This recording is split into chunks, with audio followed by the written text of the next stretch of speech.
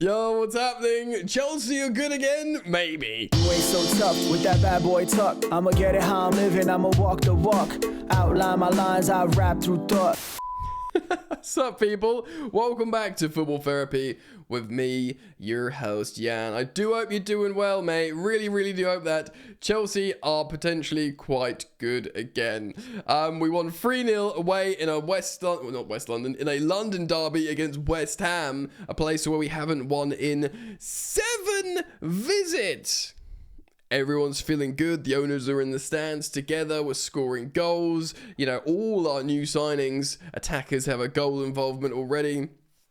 Jadon Sancho, the £20 million man's got 2 assists, 2 games, in about, 90 odd minutes collectively. So, Nico Jackson's got 4 goals and an assist. Cole Palmer looks good again. Noni Madueke's already got a friggin', hat trick to his name this season. Both Portuguese new signings in Joao Felix and Neto have combined for a goal already. Levi Colwill's looking like a sensational centre-back. A little bit of trouble at right back, but we are dealing with that. And apparently our goalkeeper's good, Rob Sanchez. So I'm going to cite a little bit of an article from Simon Johnson of The Athletic here. I'm going to read some stuff to you there. I'm also going to look at some generalised Chelsea stats on X value there in today's video. So do strap yourselves in, get comfortable, pour yourself a drink.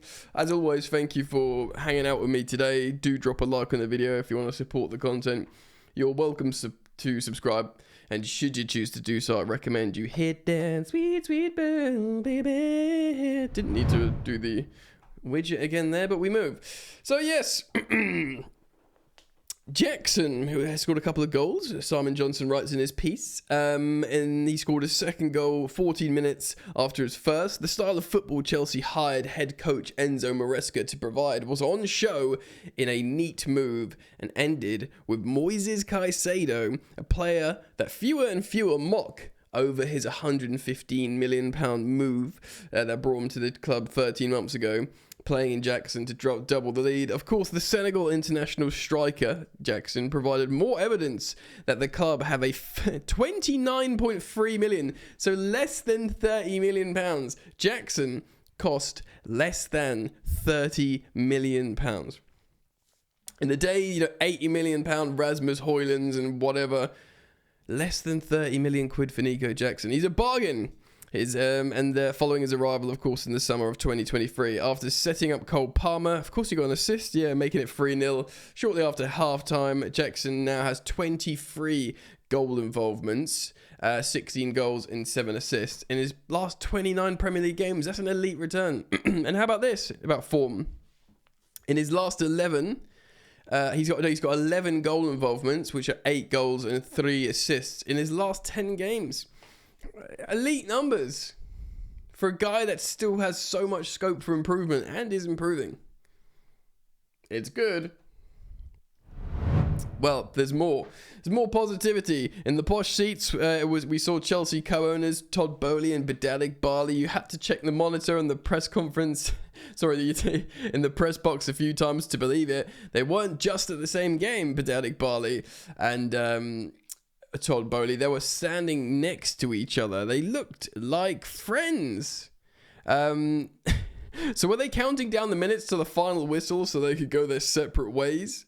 No, because when the match was over, the influential duo, both Chelsea co-owners, they went down into the dressing room. Quote, they were in the changing rooms. They were all happy, said the Chelsea manager. It's all good when we win games.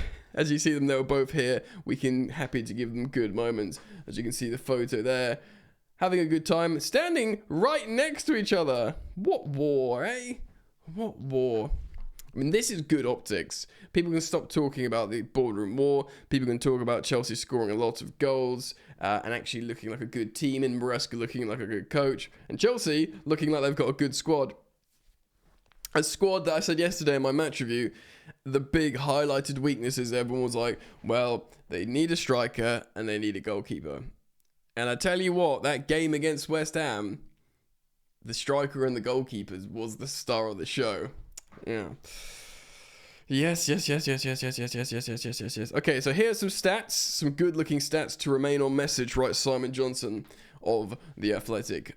Beginning with Maresca is the first manager or head coach to win his first 3 Premier League away games at the club since Pep Guardiola did it with Manchester City in 2016. Diet Pep, indeed. Since the start of May, Chelsea have won more Premier League points than any other club. What? Since the start of May, yes, okay, so yes. Chelsea have won more Premier League points than any other club. 25. We've played 10, won 8, drawn 1. And we've lost 1, right? Yeah, we've lost 1 as well. Although they have played 2 more games than City. Okay, fine. So that's a little bit. And in that time, and 3 more than Arsenal. Right, that makes sense. So there's a little bit of a misnomer, but we're still been good for a while now. But this, predates Maresca as well.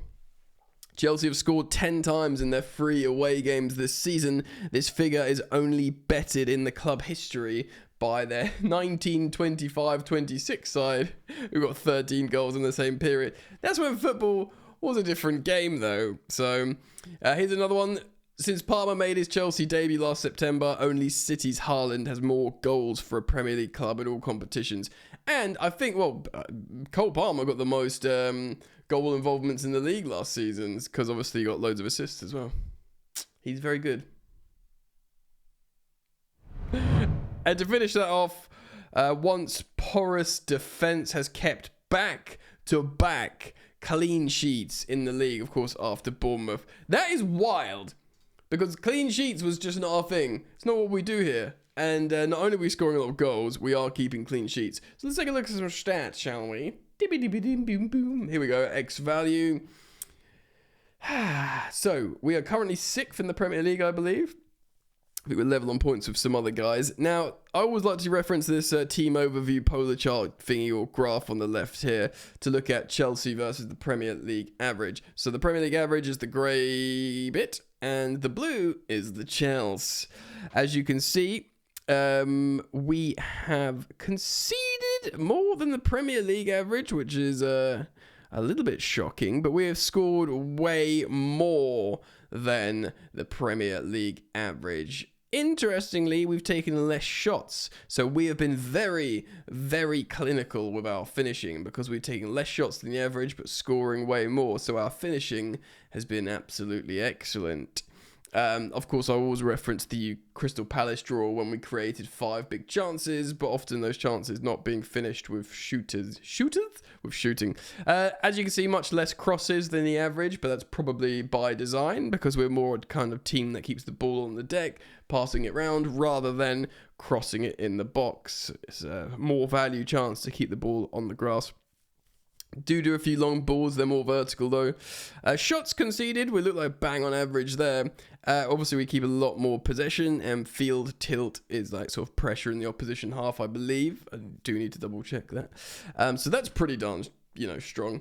I'm also going to show you some player rankings, I think, because that would be helpful to show you who's doing what in the team. I'm just getting this up here. Now, there's going to be some recurring themes, especially from last season as well. I do wonder if this will change at any point. Right, as you can see here, there's going to be a lot of Nico and Cole. I'm just telling you now.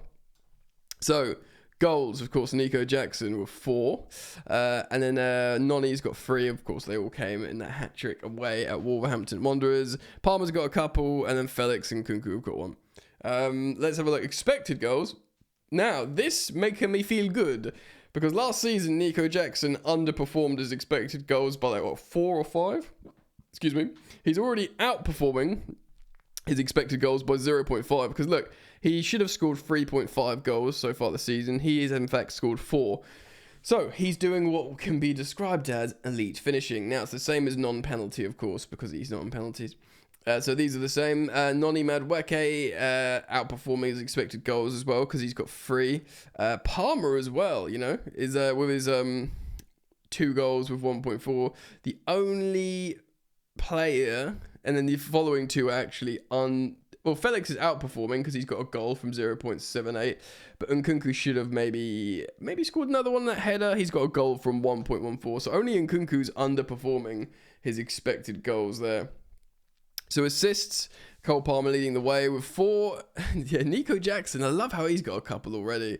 And of course, Jadon Sancho, in very little time, has got a couple of assists now as well. He's yet to play a full game.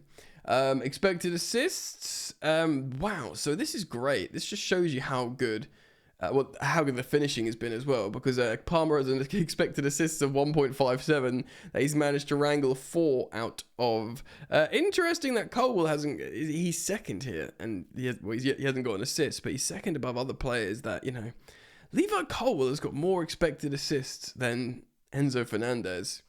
Wouldn't see that coming, but Levi Colwell's been on the ball so much. His passing stats have been excellent, which we're about to see in a second. Open play expected assist, Palmer again, ole, and then Colwell passing, bro. Now expected threat. Let's just move this over here. Which expected threat measures the increase in probability of scoring provided by essentially passing and dribbling. How are you helping the team offensively? That is your expected threat. It's a metric to show how much you're helping the attack. And really interestingly, unsurprisingly, Palmer's top. But Levi Colwell, again, Chelsea centre-back second. Really, really impressive.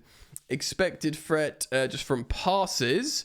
Top of the tree, helping Chelsea's attack, build-up, offence, is Levi Colwell. Again, special centre-back.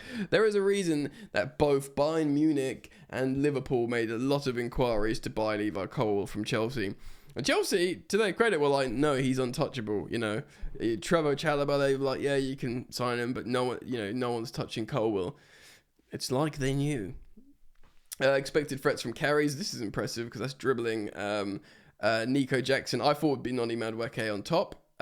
Sancho, the more he plays, I reckon maybe that he'll get more dominant in carries and dribbling. Yeah, but it just shows you he's a centre forward.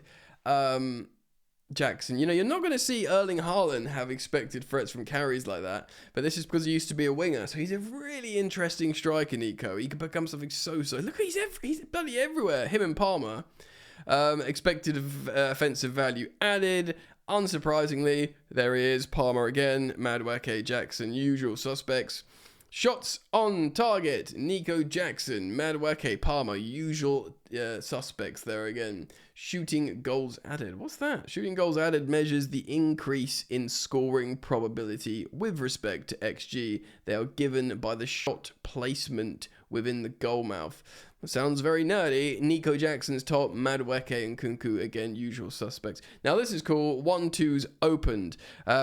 Pedro Neto. I do really want to see Pedro Neto play on his dominant right-hand side. I think, obviously, Madueke is great. I'm happy when Madueke starts. But I really want to see Neto have a chance in his more native right wing to see these 1-2s being open and closed with the likes of Cole Palmer on that side. Of course, Cole Palmer plays in the middle, but he likes to drift over to the right slightly. And then you got 1-2s closed. Kukurea, he's out there as well. Counter-pressing action. So Kukurea picking up some dominant stats here as well, showing he's been excellent. I really must say, I don't know if I've been praising Kukurea enough. I did post on my Instagram about him, like an appreciation post. Again, if you want to follow me on Instagram at Football Yannick, that's my handle on the gram. Shots, interesting. Madueke's got the most. He's really desperate to get goals to the point where it's his detriment. I think we saw that a little bit. Even in the last game out against West Ham, he needed to just chill a little bit and make the right decision. Chances created. Oh, look, what a surprise. Cole Palmer. But again, Nico Jackson, a striker, the top scorer with the second most chances created. He's that kind of striker as well. Now, SPR, I think this is like a ranking model, and Rob Sanchez is at the top, so...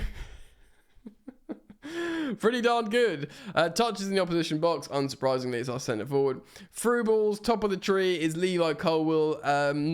Successful dribbles, not surprised to see Neto. Neto is a dribbler extraordinaire. And really, he's getting lost in the sort of hype a little bit because of, Palmer, Noni starting well, Jadon coming in. But I really, really do think Neto, he could be the starting right winger for Chelsea. I've said it before. Levi, again, total passes at the top, 360, nearly 100 more than his centre-back partner, and crazy. Successful crosses, Palmer, fair enough. Interceptions, Caicedo, unsurprisingly leading the way by some dominant level. 9 interceptions, with Cucurella being second and fifth with Fofana. Aerials, 1, guys. And again, it's that boy again, Levi Colwill there, and he's second in offensive aero, which is aerial elo rating optimization. I'll spare us all of that, guys. Tackles, 1, unsurprisingly, Caicedo. Clearances, that boy again, Levi Colwill. What an absolute sensational start to the season Levi Colwill's had. And yeah, fouls, 1, Cucurella, he's good at drawing fouls. Fouls conceded. Wesley Fofana had a tough start to the season. Of course, he's played right back a little bit as well, which has not really helped him in terms of conceding fouls and getting overrun a little bit. But you guys know me, I'm a big fan of Wesley Fofana and his ability. Of course, Enzo Maresca came out after the game saying, I love Wesley Fofana. I am in love with Wesley Fofana. Because he's been out for a year and he's come back and he's already so good. I'm a big fan, you guys know. Of course, always up to you. I want to hear what you guys think, so please do leave your thoughts, feelings, and emotions down in the comments below. And yeah, I hope to see you back here very soon. Mwah. Peace.